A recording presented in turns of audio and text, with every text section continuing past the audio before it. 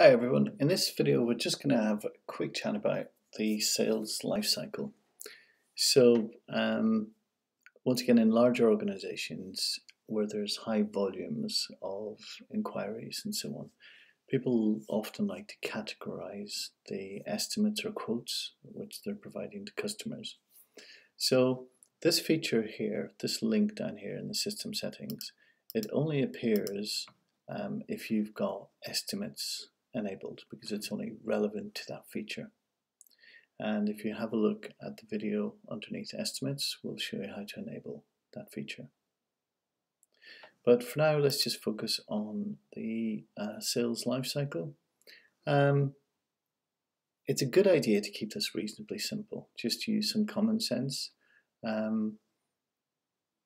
If someone rang up and made an inquiry, you're never quite sure whether it's a serious inquiry. Are they speaking to other people? Do they have a budget? Are they serious about it? So it's often good to have something called an initial inquiry. An initial inquiry is normally where you actually need a little bit more information, or you need to speak to them.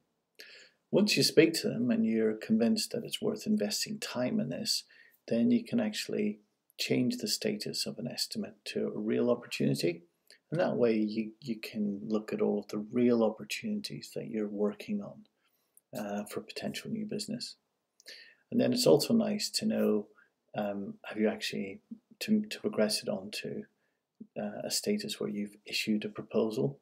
And this means that you've done the work, it's now with the customer, and you're awaiting a decision. So those are common sense. If you want to change these, you can just click on it, you can edit it. And when you're entering in the estimate and you're selecting the status, you can also specify the order that they appear, a logical order. So normally initial inquiry, real opportunity, and proposal issued. And to see that in action, then you can actually just go in against an estimate.